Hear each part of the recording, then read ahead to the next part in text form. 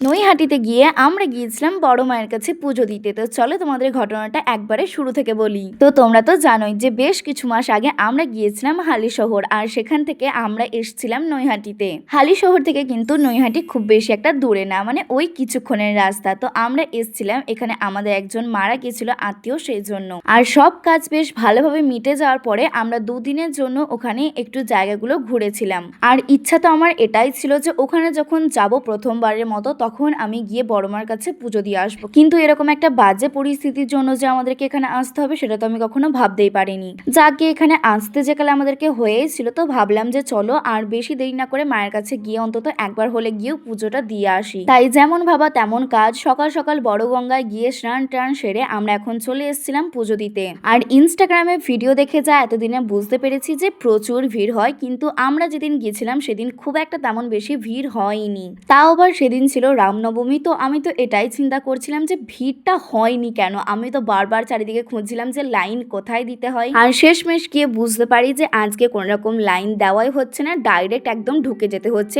মন্দিরের মধ্যে। তো আমরা ওখান থেকে ফুল মিষ্টি সবকিছু নিয়ে নিয়েছিলাম, আর তারপরে গিয়েছিলাম মন্দিরের মধ্যে পুজো দিতে। সত্যি কথা বলতে গেলে ফোনে ভিডিওতে তো মাকে অনেকবারই দেখেছি, কিন্তু ওই যে সামনাসামনি মাকে দেখার যে আলাদা একটা অনুভূতি, সেটা সত্যি আমি বলে তোমাদেরকে প্রকাশ করতে পারবো না। যাকে তারপরে বেশ কিছু ফটো ভিডিও করে নেওয়ার পরে চলে আসি এখন বাড়ি। আর তারপরে গেছিলাম আরো একটা জায়গা ঘুরতে, তো সেটা আমি তোমাদের সাথে নেক্সট ভিডিওতে শেয়ার করব। তো চলো আজকের মতো এটুকুই, টাটা।